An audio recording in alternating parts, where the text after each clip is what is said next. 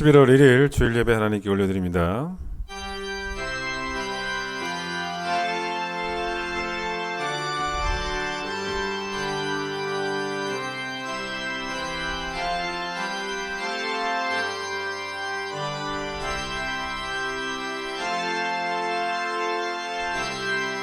오직 여호와는 그 성전에 계시니 온 땅은 그 앞에서 잠잠할지니라. 기쁨으로 여호와를 섬기며 노래하면서 그 앞에 나아갈지어다. 하나님은 영이시니 예배하는 자가 영과 진리로 예배할지니라. 아멘.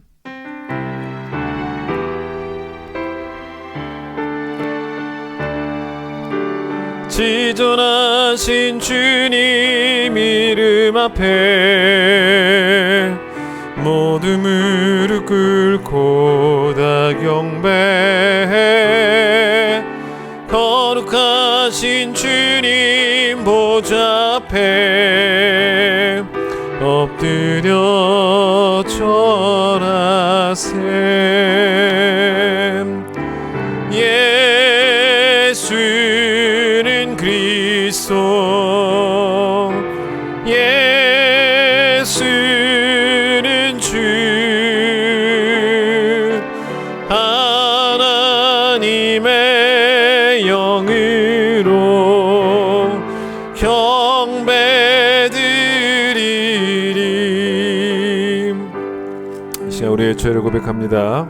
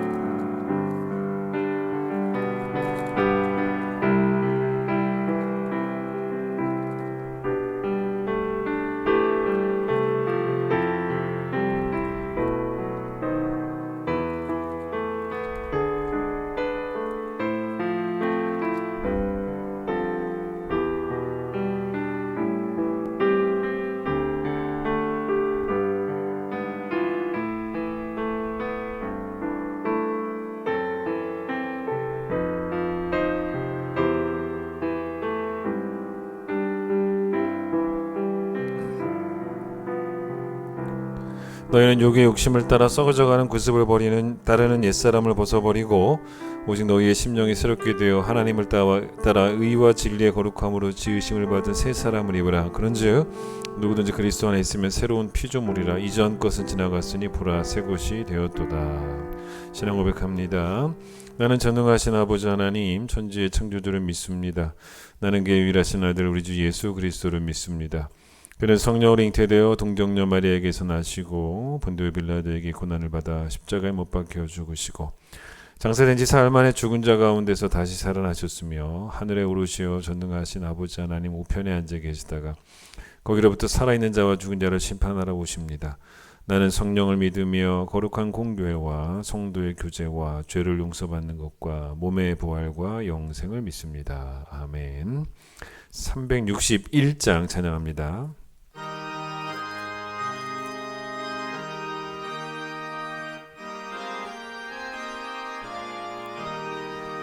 기도하는 이 시간 주께 무릎 꿇고 우리 구세주 앞에 다 나가네.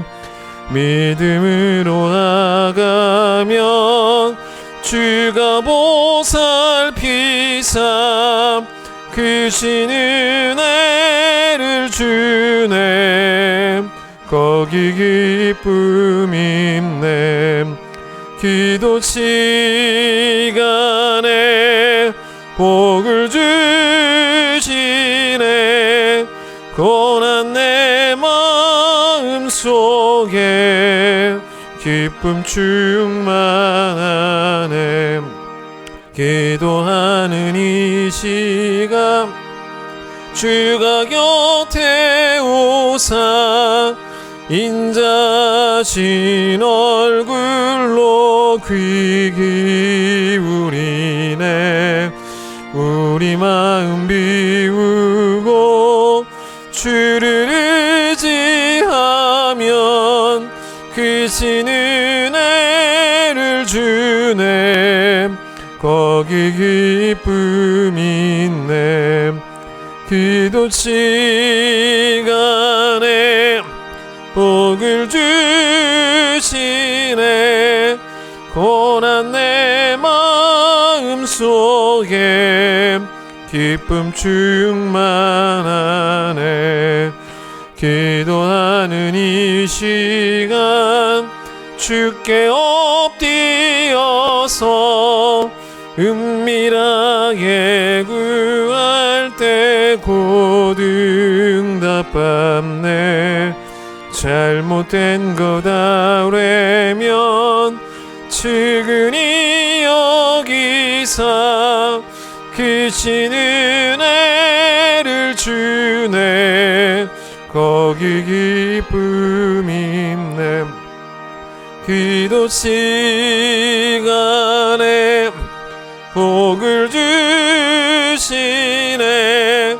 고난 내 마음 속에 기쁨 충만하네. 기도하는 이 시간 주를 의지하고 크신 은혜 구하면 꼭 받으리라. 의지하는 마음에 근심 사라지고 크신 은혜를 주네. 거기 기쁨이 있네. 기도 시간에 복을 주시네. 고난 내 마음 속에 기쁨 충만하네. 하박국 3장입니다. 구약성경 1305페이지, 구약성경 1305페이지 하박국 3장 17절로 19절, 하박국 3장 17절로 19절 말씀을 제가 읽도록 하겠습니다. 비록 무화과 나무가 무성하지 못하며 포도나무에 열매가 없으며 감람나무에 소출이 없으며 밭에 먹을 것이 없으며 우리의 양이 없으며 외양간에 소가 없을지라도 나는 여호와로 말미암아 즐거워하며 나의 구원의 하나님으로 말미암아 기뻐하리로다. 주 여호와는 나의 힘이시라. 나의 발을 사슴과 같게 하사 나를 나의 높은 곳으로 다니게 하시리로다. 이 노래는 지휘하는 사람을 위하여 내 수금에 맞춘 것이니라. 아멘. 박동욱 집사님 기도십니다. 할렐루야. 천지를 창조하시고 우리에게 자연 속에서 하나님의 계시를 경험하게 하시는 하나님을 찬양합니다. 매일매일 보는 세상 속의 모든 것들이 우리에게 늘 새로움이 되고 놀라움이 되고 깊은 감동이 되게 하셔서 언제 어디서나 주님을 찬양하는 우리들 되게 하여 주시옵소서. 벌써 이른 아침에 서리가 내리고 겨울을 대비해야 하는 계절이 되었는데 코로나로 1년이 어떻게 가버렸는지 참으로 아쉽고 허망하기만 한 것 같습니다. 아직은 어린 공부하는 학생들조차도 지나간 시간들에 대한 아쉬움과 미래에 대한 막연한 염려로 마음이 무겁고 답답해하는 것 같은데 하물며 살아온 날들을 마무리하는 노년들에게는 더욱 그럴 것 같습니다. 하지만 주님, 지난 수개월간의 고난이 우리에게 단지 고통만으로 기억되지 않게 하시옵소서. 우리의 숨겨졌던 죄들을 알고 회개하는 귀한 시간이 되도록 주님께서 인도하여 주시기를 소망합니다. 우리가 그동안 주님이 없는 예배를 드리고 있었습니다. 내 마음속에 주님을 모시지 못하고 거대하고 휘황찬란한 교회 건물을 주님처럼 모시지는 않았는지 우리는 모두 바리새인들이었습니다. 나의 거룩함을 자랑하고 남의 티끌 같은 허물을 무기 삼아 영적 살인을 해왔음을 고백합니다. 주님, 우리의 죄들을 주님 앞에 내어놓고 가난한 심령으로 회개합니다. 우리를 긍휼히 여겨주시고 우리의 죄를 용서하여 주시옵소서. 우리의 마음 가운데 주님을 모시고 내 삶이 예배가 되는 진정한 예배를 드리게 하시옵소서. 가장 낮은 곳에서 사람을 섬기게 하시고 항상 나보다 남을 낮게 여기는 신실한 성도가 되게 하여 주시옵소서. 코로나 한가운데서도 코로나로 인해서 우리가 믿어야 할 바와 행해야 할 바를 잊어버리지 않게 하시고 오히려 우리 안에 믿음과 성령이 충만하여서 항상 어려운 일에 앞장서고 굳건한 심령으로 우뚝 서는 우리 귀한 큰 기쁨 성도들 될 수 있도록 주께서 인도하여 주시옵소서. 이 땅에 물질적으로 또 정서적으로 힘들어하는 많은 소외계층, 사회적 약자들이 있습니다. 코로나로 인해 도움의 손길들이 끊겨져 더욱 힘들어하고 있습니다. 하루하루 어려움과 고통으로 살아갔을 그들에게 어쩌면 한 줄기 햇살 같은 도움들이었을 건데 수개월 도움이 끊기니 얼마나 병들고 힘들고 두려웠겠습니까? 또한 코로나로 인해서 몸이 병들고 마음이 병든 자들도 많습니다. 따뜻하게 건네는 위로가 그들에게 매일의 치료제가 되었고 같이 교제하고 기도하고 예배드리는 것이 그들에게 삶의 이유였을 텐데 이 모든 것을 할 수 없으니 그 마음이 얼마나 아프고 힘들겠습니까? 이 모든 어려움, 아픔 하시는 주님께서 소외되고 차별받고 아픔이 있는 모든 자들을 사랑으로 위로하여 주시고 주님의 자녀들을 사용하여서 그들을 구원하시고 평안함을 허락하여 주시옵소서. 코로나의 어려움 가운데서도 대면 예배를 시작했고 또 지난주부터는 화상으로 구역 예배를 시작했습니다. 화상으로 처음 구역 예배를 드리니 들어가는 것도 쉽지 않고 서로 낯설기도 하지만 이렇게 구역 예배를 드릴 수 있도록 우리를 도우시는 주님께 감사와 경배가 넘치게 하여 주시기를 소망합니다. 배우는 말씀을 통해서 우리의 영과 믿음이 더욱 살찌게 하여 주시고 화상을 통해 이루어지는 규제를 통해 서로의 힘든 마음을 위로하게 하시며 이웃사랑을 실천하는 우리 큰기쁨 교회 구역 예배 되게 하여 주시옵소서. 교육자님들과 성도님들 건강과 가정을 위해서 기도합니다. 우리 교육자와 성도님들이 코로나나 독감에 감염되지 않게 주님께서 지켜주시고 설령 병과 마주칠지라도 이겨낼 수 있는 굳건하고 담대한 육신과 심령 허락하여 주시옵소서. 혹시 작지 않은 물질적 고난이 있더라도 언제나 주님 의지하고 감사하고 기도할 수 있는 우리 큰기쁨교회 교육자님들, 성도님들 될 수 있도록 주께서 인도하여 주시며 또한 서로 섬기고 위로하고 도와주며 세상에서 칭송받고 주님께서 칭찬하는 우리 큰기쁨교회 교인들 될 수 있도록 주님 역사하여 주시옵소서. 이 시간 선포되는 말씀이 성령님의 임재하심으로 이 시간 영상으로 예배드리는 모든 성도들의 마음을 크게 감동시켜 주시기를 소망합니다. 바른 성경의 지식과 굳건해진 믿음과 충만해진 성령으로 세상에서 주님을 선포하며 행동으로 증거하는 기적을 우리에게 허락하여 주시옵소서. 오늘 예배 가운데 주님의 임재하심을 믿습니다. 예배의 모든 것을 주님께서 인도하여 주시옵소서. 이 모든 말씀 우리 주 예수 그리스도의 이름으로 기도드립니다. 아멘.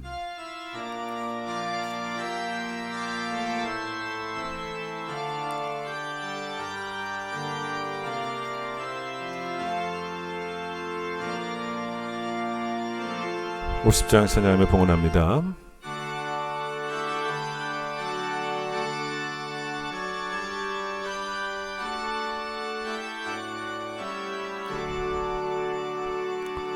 내게 있는 모든 것을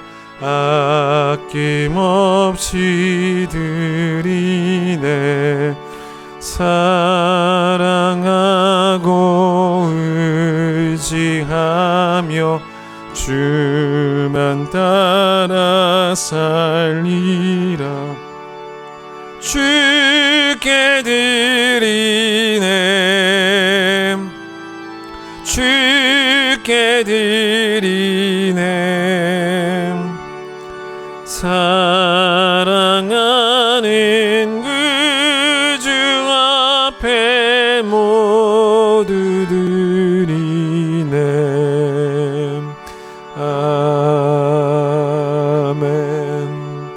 거룩하고 아름다운 주의 날입니다. 교회에 나오지 못하고 또 가정을 교회 삼아 또 예배드리는 귀한 성도들 하나님 함께하여 주셔서 예배드리는 가정에서 하나님을 영화롭게 하며 하나님의 이름에 합당한 영광을 올려드리며 영을 또 영과 진리로 예배하며 온 마음 다해 하나님을 예배하는 귀한 예배가 될 수 있도록 축복해 주시기를 소망합니다. 번잡하고 복잡했던 마음들과 그 상황들을 다 내려놓게 하여 주시고 진리의 성령님께서 우리를 친히 말씀으로 가르치실 때 하나님의 은혜에 집중하는 역사가 있게 하시고 하나님의 사랑에 집중하는 역사가 있게 하여 주시고 모든 것을 합하여서 결국은 우리를 위해서 선을 이루시는 하나님의 선하심을 다시 한번 기억하며 그것을 또한 예배하는 귀한 시간 될 수 있도록 축복해 주시옵소서. 오늘 주님께 온라인으로 귀한 예물 드렸습니다. 주의 전에 나오지는 못했지만 주 앞에 드리는 거룩한 이 예물을 주께서 받아주시고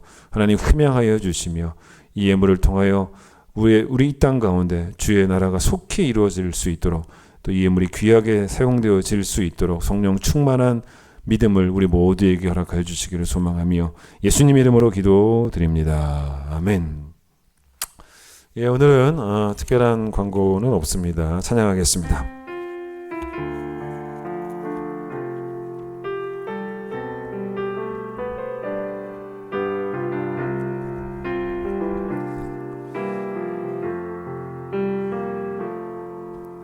주님과 함께하는 이 고요한 시간, 주님의 보좌 앞에 내 마음을 쏟네.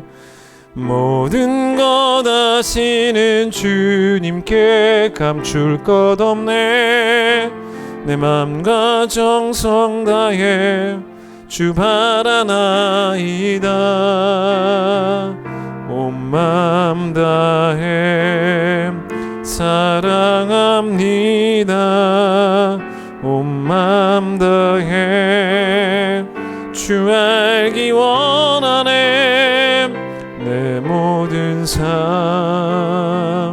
당신 것이니 주만 섬기리. 온 맘 다해. 오늘 설교를 시작하기 전에 우리 지난주 설교 이야기 먼저 좀 해보면, 여러분 앞으로 꼭 여러분 이랬으면 좋겠습니다. 예수 믿지 않는 사람들도 이 아름다운 자연에 감동하게 돼 있거든요. 근데 여러분 예수 믿지 않는 사람들, 그런 친구들과 혹시나 산이나 바다나 어디 멋진 자연 속으로 놀러 가서 그 멋진 자연을 함께 바라보면서 함께 감동할 때 그들이 와 멋지다, 와 멋지다 이렇게 이야기할 때, 여러분은 꼭 그들에게 뭐라고 이야기해 주셔야 되냐면, 이렇게 꼭 이야기해 주세요. 내 하나님이야, 내 하나님이야 라고 말해줄 수 있는, 하나님을 자랑하는 꼭 그런 여러분이 되었으면 좋겠다라는 생각이 듭니다. 오늘은 기도에 관한 말씀입니다. 하나님은 우리의 기도에 이제 응답하시는 하나님이죠. 그런데 이런 질문을 해볼까요? 하나님, 우리가 원하는 것 다 해주실 수 있는 분이신가라는 질문입니다. 이 질문에 대한 대답이 뭔지 아세요? 예스입니다. 맞아요. 왜 그러냐면 하나님은 전능하신 분이시기 때문에 하나님 못하시는 게 없어요. 여러분이 원하는 것이 무엇이든 또 무엇을 상상하든 하나님은 다 하십니다. 만약 여러분이 하나님에게, 하나님 저 심악산을 좀 옮겨서 바닷물에 한번 빠뜨려 주세요 라고 기도해 보세요. 하나님 그렇게 하실 수 있어요. 전능하신 분인데. 내가 암에 걸렸어요. 그것도 말기에 암에 걸렸습니다. 병원에서도 얼마 남지 않았다라고 이야기합니다. 불가능해 보이는 치료라는 거죠. 그래서 하나님께 눈물로 기도했어요. 하나님 고쳐주세요. 그때 하나님은 말기 암도 언제 암이 있었냐는 듯이 깨끗하게 지워버릴 수 있는 그런 하나님 맞습니다. 마태복음 7장 7절에 예수님께서 기도를 가르치시면서 뭐라고 말씀하셨냐면 문을 두드리라는 거예요. 그러면 너에게 열릴 것이다 라고 말씀하시는데, 근데 여러분 한번 여러분에게 물어보겠습니다. 여러분 그동안 여러분이 기도하면서 두드렸던 모든 문들이 다 열렸냐는 거예요. 그렇지 않았다는 거죠. 절대로 그렇지 않습니다. 여전히 닫힌 문들은 많아요. 사실 여러분 그 기도를 이렇게 문을 두드리는 것으로 묘사를 한 것도 우리 기도에 담겨져 있어야 되는 어떤 간절함을 설명하는 것 아니겠습니까? 여러분이 만약에 교회 오셔가지고 제 방에 들어오실 때 조용히 노크하고 들어오시는 그런 이야기가 아니잖아요. 그게 아니고 이 문은 반드시 열려야 한다라는 그런 어떤 절박한 마음, 그런 심령을 가지고 우리가 그 문 앞에서 막 문을 두드리죠. 노크하는 수준이 아닌 것 같아요. 그런데 사실 그러한 간절함만으로 다 되는 게 기도는 아니라는 거예요. 하나님은 전능하신 하나님이시기 때문에 여러분이 두드리는 모든 문을 여실 수는 있지만 우리가 잊지 말아야 되는 게 하나 있어요. 그게 바로 뭐냐면 응답하시는 하나님은 완전하신 분이에요. 그런데 문제는 기도하는 우리는 완전하지 않다는 거예요. 그러니까 우리의 기도에 문제가 있을 수 있다는 거예요. 따라서 여러분과 제가 기도할 때 간절히 원하는 것이 다 옳은 게 아닐 수도 있다는 것을 반드시 잊지 마셔야 돼요. 하나님은 우리가 두드리는 모든 문을 다 열어주시는 분이 아니라 우리에게 좋은 문만 열어주십니다. 기도 응답은 사실은 이렇게도 이루어지는 거예요. 내가 이 문을 계속 두드리고 있는데 이 문이 끝까지 안 열려요. 그런데 하나님은 어떻게 하시냐면 다른 문을 열어버리시는 거예요. 문은 우리가 열지 못하죠. 우리는 문을 못 엽니다. 우리의 기도는 그래봐야 문을 두드리는 정도예요. 근데 문은 하나님이 여시는데 근데 하나님이 내가 두드리고 있던 그 문을 여시든지 아니면 그 문을 끝까지 닫으시고 오히려 다른 문을 여시든지 하나님이 문을 여시는 것 바로 그 자체가 다 나를 향한 하나님의 선하심이고 나를 향한 하나님의 은혜입니다. 자, 성경이 어떤 말을 하냐면 믿음으로 기도하면 다 응답해 주신다라고 이야기를 할 때 그 믿음이 뭔지를, 그 믿음의 실체가 뭔지를 정직하게 여러분이 체크해 보셔야 돼요. 우리가 믿음으로 기도한다 할 때 그 믿음이 뭐였냐는 거죠. 우리는 엄밀히 말하면 뭘 믿고 있었냐면 내가 원하는 것, 내가 하나님께 요구하는 것은 다 옳은 것이고 다 좋은 것이다를 믿고 있었어요. 그게 우리의 믿음이었어요. 근데 여러분 그렇게 믿고 기도하면 다 응답이 됩니까? 만약에 우리 가운데 어떤 사람이 나는 지금까지 하나님께 기도한 거 다 응답받았습니다 라고 말하는 사람이 있다, 그런 간증을 하는 사람이 있다면 그건 거짓말이에요. 그런 사람은 절대로 있을 수가 없습니다. 왜냐하면 내가 기도한 거 다 응답받았다라고 말하면 그 사람은 사실 사람이 아니라 하나님일 수밖에 없어요. 왜냐? 자기 자신을 그동안 단 한 번도 잘못 구한 적이 없는 사람으로 이야기를 하는 거예요. 근데 그게 가능해요? 한 번도 잘못 구한 적이 없을 정도로 우리가 영적인 지혜가, 영적인 판단력이 완전합니까? 그러니까 우리가 했던 모든 기도가 다 응답받았습니다라는 말은 사실 이루어질 수는 없어요. 그건 말이 안 되는 거예요. 성경이 말하는 하나님은 어떤 하나님이냐면 우리보다 앞서가시는 하나님입니다. 하나님은 부랴부랴 뒤쫓아오시는 그런 하나님이 아니시라는 거예요. 부랴부랴 뒤쫓아오시는 하나님이라면 이건 어떤 그림이냐면 어쩌면 우리가 두드리는 문을 체크해 보시고 쫓아오시면서 우리가 문을 두드릴 때마다 모든 문을 뒤쫓아 따라오시면서 다 열어주실 수 있는 그런 하나님일 수 있다는 거죠. 그러나 우리 하나님은 뒤쫓아오시는 하나님이 아니에요. 우리 하나님은 앞서가시는 하나님입니다. 그러면 앞서가시는 하나님은 어떻게 일하시냐면 내가 이 문을 막 두드리고 있을 때 나는 이 문을 막 두드리라 그래서 그런데 하나님은 저쪽에 있는 문을 열기 위해서 이미 오래전부터 준비하고 계셨던 그렇게 앞선 하나님이라는 것을 여러분 아셔야 돼요. 우리는 앞서가시는 하나님께 기도하는 것이지 뒤쫓아오시는 하나님께 기도하는 게 아니라는 거예요. 그러나 정확히 아셔야 돼요.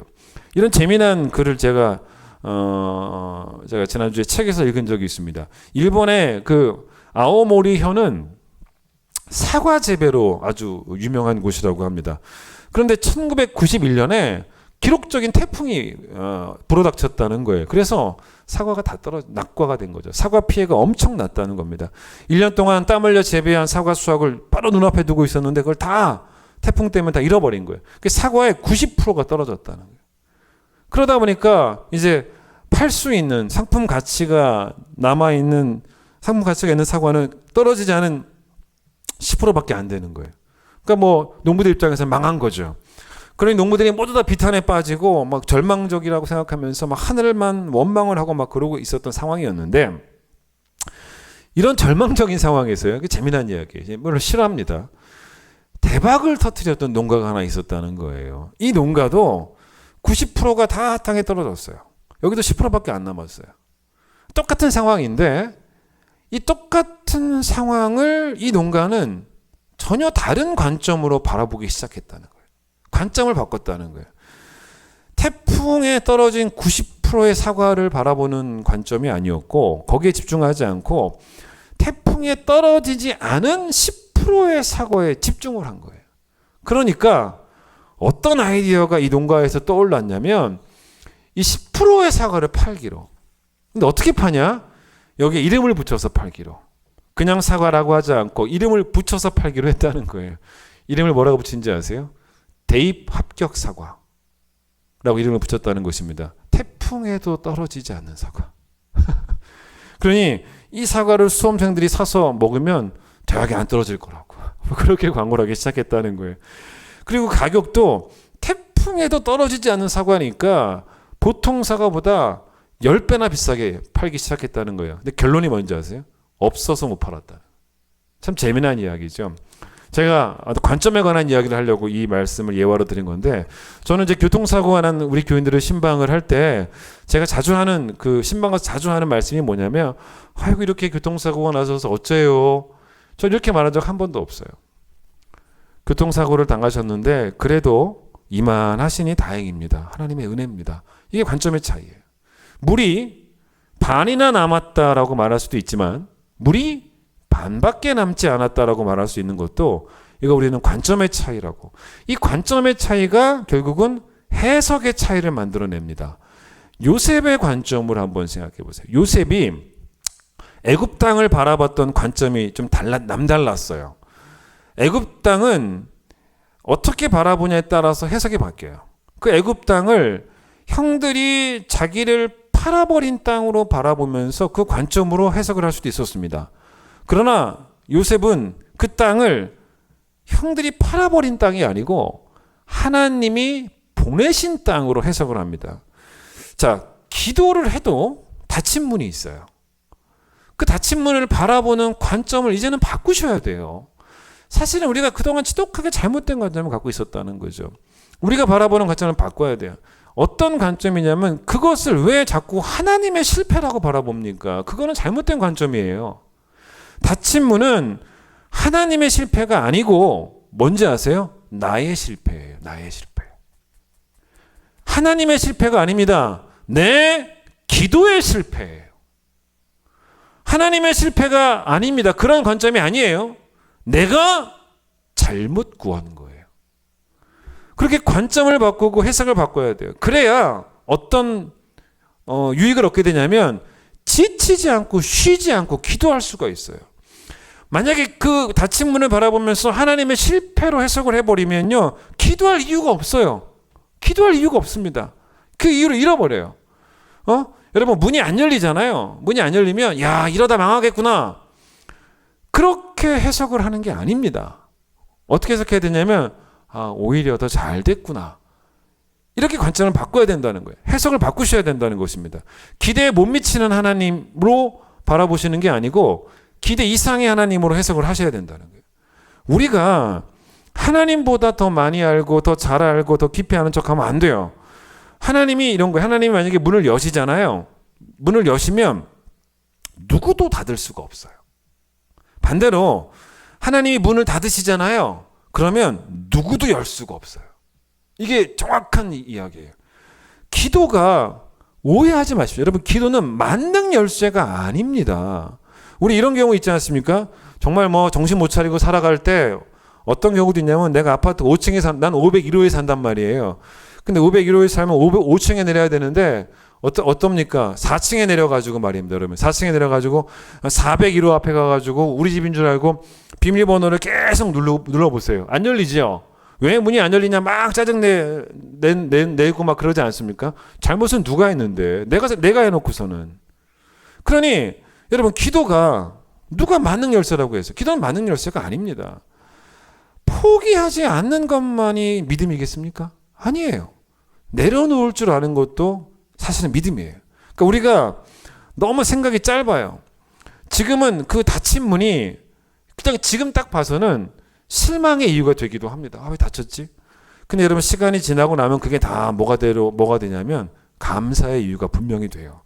그런데 시간이 지나고 나서 이게 감사의 이유가 되는 그런 성도 되지 마시고 안 열리면 빨리 좀 깨닫자는 거예요. 이건 분명히 감사의 이유라는 것을 깨닫자는 거예요. 제 말은. 마태복음 7장 7절에 예수께서 뭐라 그러셨냐면 구하라. 세 가지로 말해요. 구하라. 찾으라. 두드리라. 그러면 열리고 찾고 그런 말씀 하시지 않습니까? 구하라, 찾아라, 두드리라 세 번이나 반복하십니다. 근데 여러분, 이 말씀이 뭐든지 구하기만 하면 된다라는 의미가 사실은 아니에요. 이 말씀은 사실은 어떤 맥락에서 나온 말씀이냐면 오히려 어떤 의미냐면 소심한 사람들에게 주신 말씀이에요. 무슨 말이냐? 야, 나 같은 존재가 감히 위대하신 하나님께 뭘 달라고 요구할 수 있겠나? 나 같은 존재가. 그런 사람도 있을 수 있어요. 지나치게 소심한 사람. 그래서 막 부끄러워서 기도 못하는 사람. 여러분, 그런 사람 있을 수 있어요.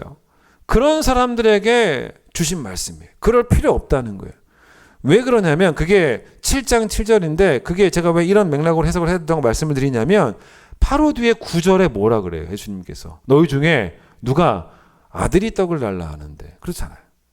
이건 뭐든지 구하면 다 준다는 그 얘기가 아니에요. 주신다는 얘기가 아닙니다. 너희 중에 누가 아들이 떡을 달라 하는데 돌을 주며 생선을 달라 하는데 뱀을 줄 사람이 있겠느냐라고 예수께서 말씀하신 것이 바로 뒤에 나오죠. 그러니까 우리는 구해서는 안 되는, 요구해서는 안 되는 그런 아주 보잘것없고 형편없는 그런 존재가 아니라 가정에서 아들이 아버지에게 요구할 수 있는 것처럼 우리도 하늘 아버지께 요구할 수 있는 하나님의 자녀라고 하는 귀한 존재라는 거예요. 여러분, 그래서 아주 이걸 정확히 풀어놓은 분이 계세요. 리차드 글로버라는 분이 이 본문을 이렇게 글을 썼더라고. 들어보세요. 구하라, 찾으라, 두드리라잖아요. 한번 들어보세요. 집에 있는 아이는 아버지가 눈에 보이는 가까운 곳에 있으면 구하고, 아버지가 가까이 있지도 않고 눈에 보이지도 않으면 찾고, 아버지가 방 안에 있어 접근하기 어려우면 문을 두드린다. 맞잖아요. 너무 정확한 해석이에요. 그러니까 이게 바로 구하라, 찾으라, 두드리라의 의미입니다. 그래서 우리가 뭘 배웠냐면, 예수님은 우리가 하나님 아버지께 담대히 구할 수 있는, 담대히 나아갈 수 있는 길을 활짝 열어놓으신 거예요. 그 예수의 이름으로 기도하지 않습니까? 그게 구하라, 찾으라, 두드리라의 의미입니다. 그렇게 해석을 하는 것이 옳은 것이지, 이 말씀은 기도를 내가 두드리는 모든 문이 다 열리는 만능 열쇠를 해석하는 그런 문장이 절대로 그런 문맥이 아니라는 것입니다. 여러분, 성경에 응답되지 않은 기도가 상당히 많이 나와요. 성경에 여러분 응답된 기도만 나오는 줄 아세요? 아니에요. 응답된 기도만 보고 배우지 말고 응답되지 않은 기도를 보고도 배우라는 거예요. 그거를 우리에게 가르쳐 주기 위해서 그 기도도 담아 놓는 거예요. 자, 몇 가지 예를 들어 보겠습니다. 성전을 짓겠다고 하던 다윗의 기도가 문이 안 열렸어요. 육체의 가시를 제거해 달라고 했던 바울의 기도도 문이 안 열립니다. 자, 사마리아인들이 예수님을 환영하지 않아요.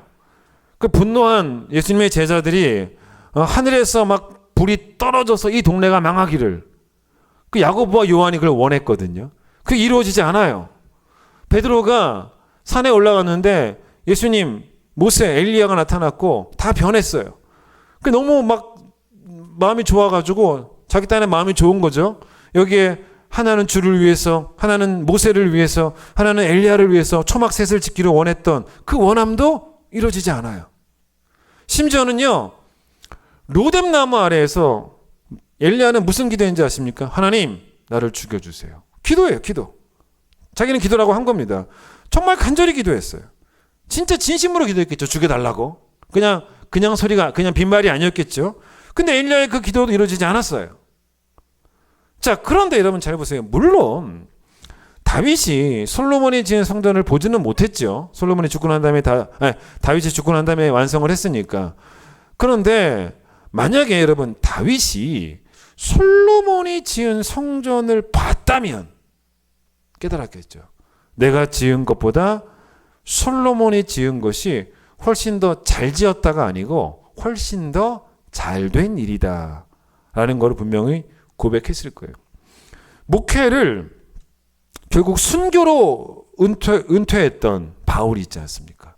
바울이 가시를 품고 죽었잖아요. 그때 내가 끝까지 겸손할 수 있었다, 이 가시 때문에 라고 고백하며 정말로 그 기도의 그 응답의 문이 닫혀 있었던 것이 정말 잘된 일이었다라고 고백하고 감사의 이유로 그것을 발견하고 죽지 않았겠냐는 거예요. 사마리아에서 예수를 믿는 회심자가 생겨납니다. 우물가의 여인이 예수를 믿게 된단 말입니다. 그 동네가 불심판을 받는 것보다 한 영혼이 죽게 돌아온 일이 더 결과적으로 잘된 일 아닐까요? 베드로가 주를 위하여, 모세를 위하여, 엘리야를 위하여. 근데 여러분 생각해 보세요. 주를 위하여는 맞아요. 근데 틀린 게 뭐예요? 모세를 위하여는 아니에요.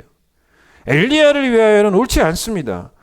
그래서 여러분 만약에 초막셋을 지으면요, 주도 모세도 엘리야도 같은 급으로 크게 보입니다. 주만, 그 기도가 응답이 되지 않아서 결국은 주만 보이게 되는 게 더 잘된 일 아닙니까? 엘리야는요, 죽지 않고 하늘에 올라간 사람입니다. 엘리야가 여러분 승천하면서 어쩌면 이런 생각도 할 수 있었을 거예요. 야, 내가 그때 로뎀나무 아래에 있었을 때 하나님이 날 죽이셨다면 어쩔 뻔했냐, 이런 생각하지 않았겠습니까? 결국 이게 뭡니까? 모든 실망의 그때는 실망의 이유가 될 수 있지만 그 실망의 이유가 결국은 다 감사의 이유로 바뀔 수밖에 없는, 그렇게 만드시는 말 그대로 역전의 하나님, 그게 우리 하나님이에요. 여러분, 따라서 하나님의 그 쉼표를 여러분이 왜 자꾸 하나님의 마침표라고 해석을 하냐는 거예요. 이 문을 하나님이 열지 않는 것은 하나님의 마침표가 아닙니다. 그걸 왜 마침표라? 그건 하나님이 이 문을 열지 않는 것은 하나님의 쉼표라면 마침표는 뭔지 아세요? 그래서 대신 저 문을 여시는 것. 저 문을 여시는 게 그게 하나님의 마침표예요. 이 길을 막으시는 것이 하나님의 쉼표라면 대신 더 좋은 새로운 길을 여시는 것. 그게 하나님의 마침표예요. 따라서 여러분, 끝까지 기도하는 것이 왜 승리인 줄 아세요? 끝까지 기도하는 것은 신앙의 승리예요. 왜 신앙의 승리냐면 내가 원했던 문이 마침내 열려서 승리인 게 아닙니다. 내가 끝까지 하나님을 신뢰했기 때문에 승리인 거예요. 그래서 끝까지 기도하는 게 승리예요. 그게 바로 뭔지 아세요? 믿음으로 기도한다는 거예요. 아셔야 돼요. 여러분, 닫힌 문 앞에서 절망하거나 실망하거나 그래서 급기야는 기도를 쉬는 죄를 범하기까지 하는 것, 여러분 이걸요 아주 단순하게 생각하면 안 됩니다. 이건 아주 위험한 죄입니다. 지난 주일 설교 기억해 보세요. 욥에게 하나님 주셨던 말씀, 욥기 40장 2절 말씀, 이건 뭐냐면요, 전능자와 다투는 무례함이에요. 내가 기도를 쉬죠. 그건 싸우는 거예요. 내가 잘못 구했다는 것은 전혀 모르고 하나님이 잘못하셨다고 막 따지고 들면서 싸우는 아주 거친 싸움이에요. 그러니 여러분, 기도를 쉬는 게 얼마나 위험한 죄인 줄 아셔야 돼요. 하나님은 우리가 이해할 수 없는 하나님입니다. 근데 이거는 여러분, 우리가 사람들끼리 이 표현 쓰지 않습니까? 그때 사람들끼리 쓸 때 이해할 수 없어, 이런 의미가 아니에요. 나는 너가 하는 행동을 도저히 이해할 수가 없어, 이렇게 말하는 것과 하나님을 이해할 수 없다라고 말하는 것은 질이 달라요. 저는 다른 이야기입니다. 결이 다른 이야기입니다. 사람에게 실망할 수도 있죠. 사람에게는 실망할 수 있어요. 뭐 살다 보면 그래요. 그때 우리는 뭐라 그럽니까? 난 정말 널 도저히 이해할 수가 없어. 너 왜 그랬니? 이해할 수가 없어 라고 보통 말합니다. 그런데 그렇게 사람에게는 그렇게 말할 수 있을지는 모르겠지만 하나님은 너무 크신 분이셔서 실망해서가 아니에요. 우리가 실망해서가 아니고 하나님은 너무 크신 분이셔서 우리가 이해할 수 없는 거예요. 이해할 수 없는 게 그게 하나님에 대한 신비예요. 우리 교회 이 로비에 커피 자판기가 있습니다. 뭐 그냥 보통 커피 자판기도 있고 원두 커피 자판기도 있는데 그 두 개 다 회사가 동구전자라는 곳이에요. 근데 여러분, 우리나라 이 소형 커피 자판기는 거의 동구전자가 장악을 하고 있다고 합니다. 여러분, 뭐 식당 가서 커피 자판기 보시면 다 동구전자예요. 잘 만들기도 합니다. 근데 이 원두 커피 자판기가 2층에도 있고요, 5층에도 있어요. 근데 2층과 5층이 똑같은 기종이에요. 근데 여러분, 이 기종의 자판기가 우리 교회에 있은 지 꽤 오래됐어요.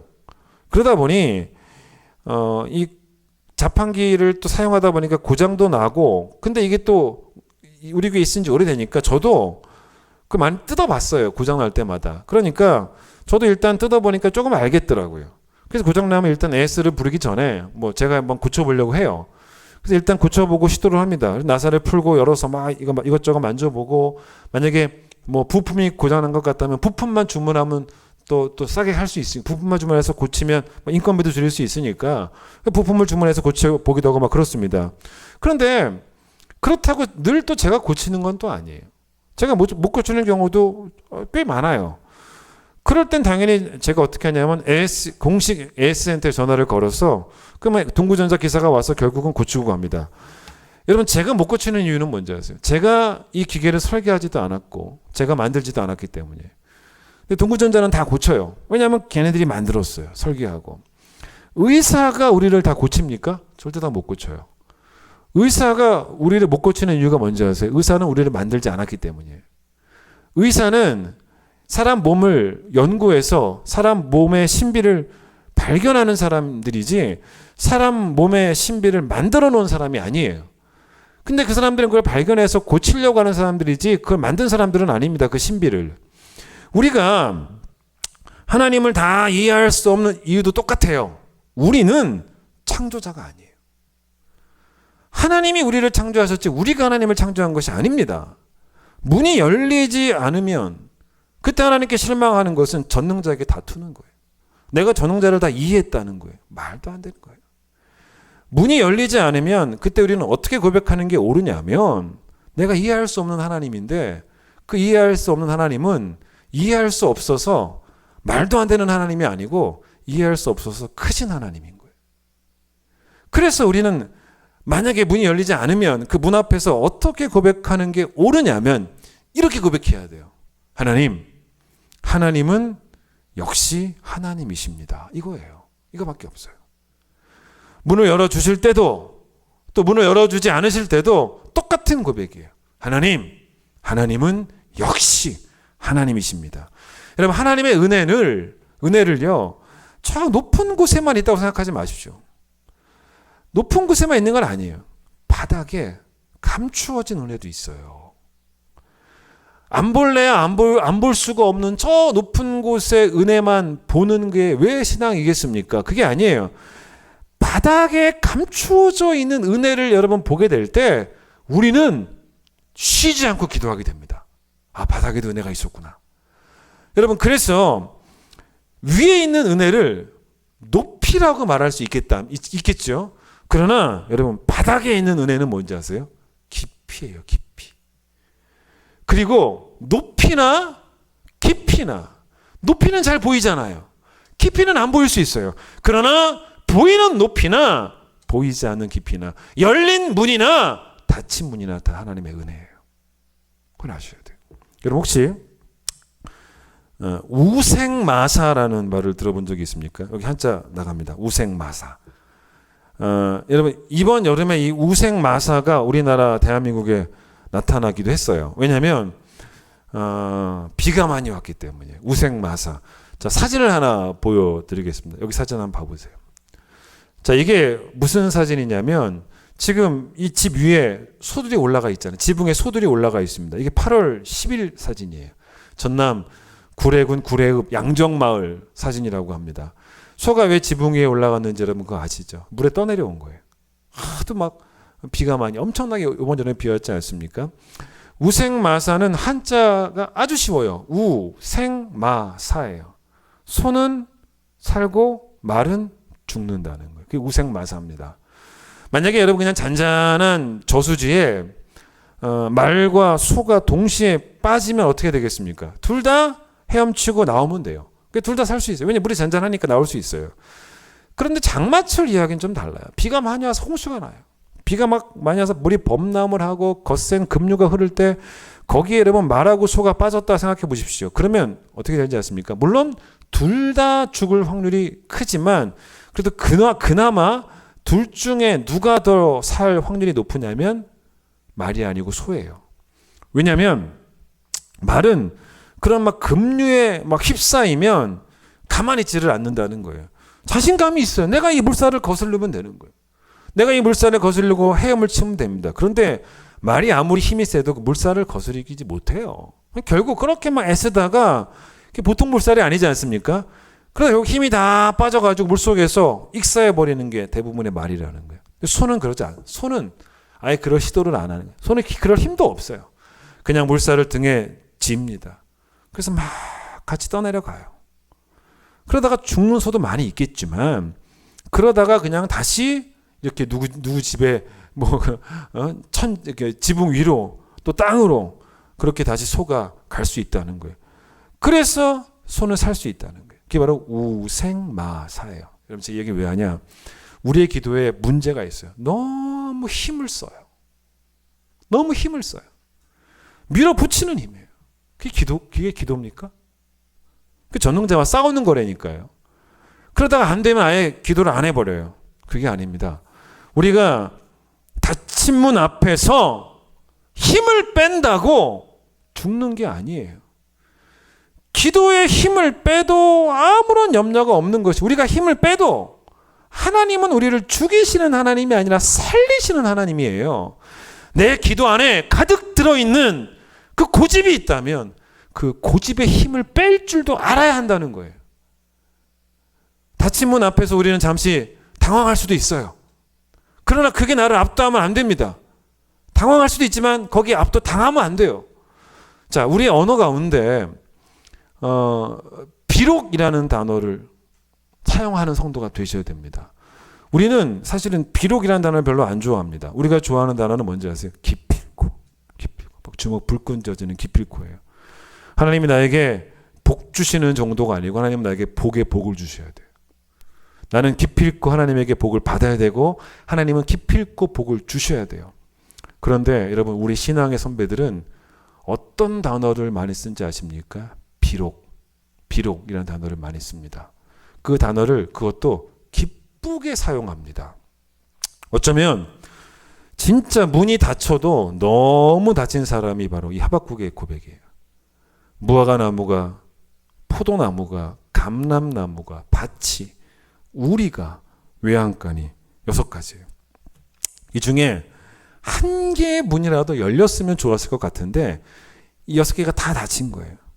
하나님, 내가 다 내려놓았으니까 그러니 6개 중에 좀 하나만이라도 열어주세요 라고 기도해도 우리 생각에는 괜찮을 것 같은데 말 그대로 그게 우리 생각일 뿐이에요. 그때 하박국이 사용했던 단어가 뭔지 아세요? 기필코란 단어가 아니에요. 어떤 단어를 사용했습니까? 비록이에요. 비록의 영성이에요. 비록의 영성. 기필코의 영성만이 옳은 게 아니에요. 비록의 영성이 필요합니다. 기도의 힘을 빼는 거예요. 비록 무화과 나무가 무성하지 못해도, 비록 포도나무에 열매가 없어도, 비록 감람나무에 소출이 없어도, 비록 밭에 먹을 게 없어도, 비록 우리의 양이 없어도, 비록 외양간에 소가 없어도 그 닫힌 문 앞에서 하박국이 뭐라고 말하는지 아세요? 19절 보세요. 닫힌 문 앞에서 이렇게 고백합니다. 주 여호와는 역시나 나의 힘이십니다. 하나님은 역시나 하나님이십니다 라는 고백을 합니다. 기필코 내 뜻대로 되어져서 문이 열릴 때 하나님이 나의 힘이신 것이 아니고 비록 문이 닫혀 있어도 하나님은 역시나 나의 하나님이십니다. 19절이에요. 근데 그 뒤에 뭐라 그럽니까? 나의 발을 뭐같이 사슴과 같게 하사. 여러분, 이 말이 뭔지 아십니까? 왜 사슴이라는 거예요? 왜 나의 발을 사슴과 같게? 여러분, 사슴은요 평지를 다니기도 합니다만은 사슴은 사실은 높고 가파른 산에서도 잘 다녀요. 높고 가파른 산을 다니면서도 미끄러지지 않는 발을 가진 짐승이 사슴입니다. 여러분, 산에 가서 한번 보세요. 닫힌 문을 여러분 딱 보시면요, 그 닫힌 문이 여러분으로 하여금 영적으로 미끄러지게 하는 문이 되면 안 된다는 거예요. 닫힌 문 앞에서도 사실은 닫힌 문은 기도가 응답이 되지 않고 문이 닫혀 있다. 그건 엄밀히 말하면 눈에 보이는 고난이에요. 응답이 안 되는 것은 고난처럼 보입니다. 그런데 그 고난의 길이 높고 가파르게 느껴져도 우리는 사슴처럼 그 위에 그 고난의 자리에서 미끄러지지 않고 든든히 서 있어야 되고 여전히 깨어 있어야 되고 여전히 오늘도 어떤 문이든 문을 여실 하나님, 그것도 앞서가시는 하나님, 앞서가시며 어떤 문이든 결국은 문을 여실 그 하나님 앞에 기도하러 나와야 한다는 거예요. 내가 다 정해놓고 하나님 보고 거기에 맞춰달라라고 기도하는 것은요, 다른 말로 표현하면 내가 하나님보다 앞서가는 거예요. 아니에요. 우리는 앞서가시는 하나님께 내가 기도하는 거지 앞서가시는 하나님이지 내가 앞서가는 게 아닙니다. 자식이 부모에게 막 뭔가를, 다 큰 자식이 말입니다. 어른이 되어가지고 뭔가를 요구해요. 뭐 부모한테 뭐 요구할 경우가 있죠. 근데 부모는 막 절대로 안 된다고 해요. 근데 이 자식이 막 수단과 방법을 다 동원해서 결국은 자기가 원하는 것을 부모로부터 거의 뭐 뺏어내듯이 해가지고 얻어냅니다. 그 부모는 거의 뺏기는 식인 거죠. 주고 싶지 않았는데. 여러분 그때 그렇게 되면요, 부모님이 자식에게 뭐라고 말씀하실 것 같아? 이렇게 말하지 않겠습니까? 너 그래 이제 그래 좋으냐? 이제 좋아? 이렇게 물어보시겠죠. 그때 자식이 뭐라 그래? 좋아요. 저는 좋습니다. 이렇게 말하면 과연 자식이겠냐는 거예요. 포사이스라는 분이 이런 말을 했어요. 이 말로 오늘 설교를 마칩니다. 저는 이 글을 읽고 상당히 임팩트가 있는 글이었어요. 여러분 이 글이 여러분에게 임팩트가 있으셔야 돼요. 뭐라고 하는지 들어보세요. 기도 응답을 받은 다음 하나님께로부터 자 이제 그토록 원하던 것을 받았으니 만족하니? 그토록 원하던 것을 받았으니 만족하니? 라는 말씀을 듣는 것보다 더 부끄럽고 더 창피한 일이 과연 있을까? 그게 바로 오늘 말씀의 내용이에요. 찬양하겠습니다.